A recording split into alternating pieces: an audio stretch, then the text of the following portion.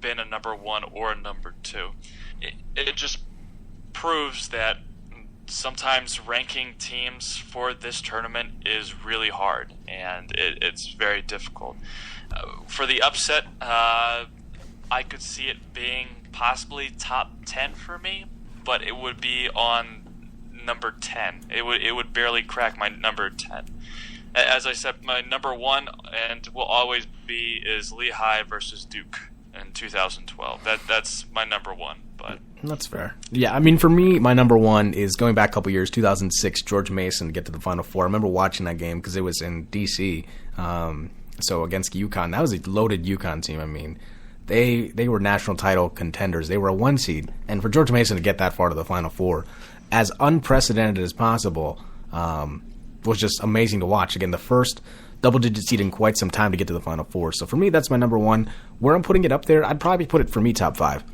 Just because, again, they were supposed to be number 1 seed. The talent that they had on this team was just amazing. Going through the conference tournament and winning it should have qualified them for a 1 seed. But Oregon won the regular season and conference title, which is why they got bumped to it too. And hey, sometimes you run into bad matchups, and that's at the end of the day, that's what the NCAA tournament's about. We could have predicted so many different outcomes, but no one could have gotten a perfect bracket. I think after the first weekend, nobody had a perfect bracket. Why? Because sometimes you don't know the matchups, and if you don't know the matchups, that's where it runs into a problem, and some teams are going to get upset that you never thought in a million years would happen. So we're going to take a short break. When we come back, we'll talk about the Spurs and Warriors game over the weekend, what conclusions we can draw from that, and who is the best team in the Western Conference. Is it Golden State or is it San Antonio? So here we got some music to play here. Here is Changing Me, Bobby Green and Sean Michael Murray on the Spicy Sports Show with Sam Cerrone and Tom Crane on Spreaker Radio.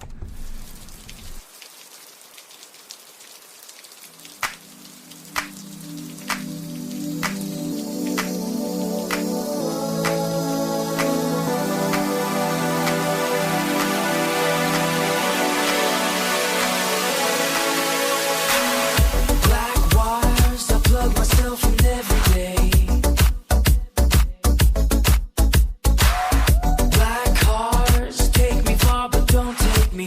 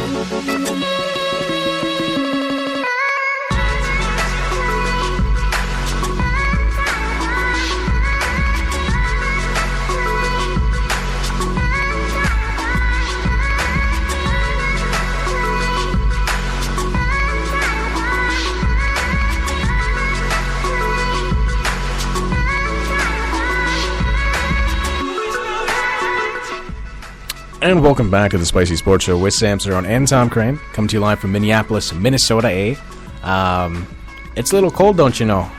That's all I know from Minnesota. That's the same thing. They're right in the border. Right in the border.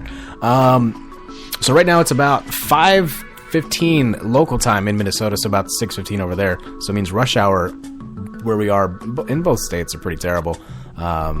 So that's why I'm not on the road right now.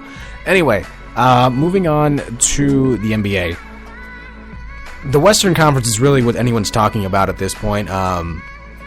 As inconsistent as the Cavaliers have been, I do expect them to get to the finals. So that's not my concern. Could there be a possibility that Toronto or Miami somehow clips a game or two from them in the conference finals? Possibly. I just don't see enough for that to happen.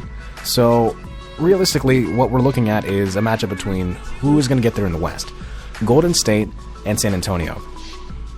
If it wasn't for Golden State's run thus far, which is, again, is still impressive, and they still have the opportunity to beat the 72-10 mark held by the Bulls, San Antonio's had a ridiculous season as well. And obviously they met on Saturday night, so it wasn't as publicized, really, because the NCAA tournament. But watching the game back was pretty impressive. San Antonio came out on top, 87-79. The big stat that everyone's talking about is, of course, Steph Curry going for 14 points, 1 of 12 from three-point land. And Klay Thompson didn't do much better as well, adding 15 points. Draymond Green had 11. It's interesting because you see what it takes for a team like San Antonio to win by just 8 points, and for Steph, and it'd have to be Steph Curry to go 1 of 12 from the floor. And Tom, what did you say Klay Thompson was? Klay Thompson for the floor, he went 7 for 20. Yeah, that's ridiculous for them to go like that and to only lose by 8. I'm not gonna lie, I still like Golden State. I know, again, going from NCAA tournament and going to the NBA, we shouldn't live in prisoners of the moment in the NBA because, let's be honest, it's all about the playoffs. And look, I think whoever gets the number 1 seed, it should be the favorite to get to the NBA Finals. Just because, clearly, home field advantage matters. If you've seen those Golden State games, they've been selling out for years. Not just, in the last 2-3 seasons. They've been pretty impressive throughout for the last 20-25 years. They've sold it out. But now that they have a good team that is a championship roster year in and year out, that Golden State fan base is just ecstatic more than ever. On the other hand, you have a Spurs team that for the last, 19-20 years has been just as consistent, has been very consistent, if not the most consistent team in the NBA. Each of Duncan's seasons, they've gone for at least 50 wins, and they're going to go for 60. If it wasn't for the last night's debacle in Charlotte, which was pretty pathetic, to be honest. But that's beside the point. Honestly, Golden State's still the favorite. I mean, if you look at what it took, like I said, for a team like the Spurs, who have gone to the finals the last couple years, I just don't see it. I just see the Warriors being too hot of a team right now. And granted, Aldridge played a phenomenal game, going for a game-high 26. And Aldridge has struggled since coming from Portland because it's been tough being in a lineup where his minutes are limited. Typically, he's the man. But on this team, it's Kawhi Leonard, and everyone else is just a really good component. Is there a key piece in this puzzle that Popovich has created? So for me, I still like the Warriors over the Spurs. And granted, it's going to go down to 7 games. There's no doubt in my mind it's going to 7 games in the Western Conference Finals between these two teams. It's not even close. Look, you give me this team over Oklahoma City, that's fine. They're not that good, and they're not good enough to beat this team. The Clippers, they're not that good enough to beat this team. Anyone else in the Western Conference, not even close. It's going to be between these two teams, and that's it. What are your thoughts, Tom? I agree. I do believe it's going to go to 7 games as well, just because I've been watching, and I even told you on a later episode, or earlier episode, that when it came to March and some game in April against the San Antonio Spurs, I did say that this is where they're going to have the most trouble. It's one person that I know who can take care of a team, who can pretty much give one-word responses to the media. It's Greg Popovich. He can dissect a team, and he can find the weaknesses behind a team no matter what, and that's why he's, I believe, a 5-time champion or a 6-time champion. I'm trying to remember. For Timmy? Yeah. For Popovich. They're 5. Tim and Pop are 5. Yeah, it's just impressive what he can do. He's like Michael Jordan, and I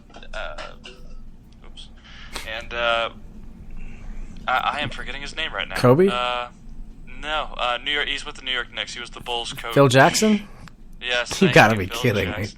me. Wow. Phil Jackson and Chicago Bulls is like Greg Popovich and Tim Duncan. That's how I feel right now. Honestly, if I'm going to be honest right now, this team is probably the greatest duo of all time. And that's saying a lot.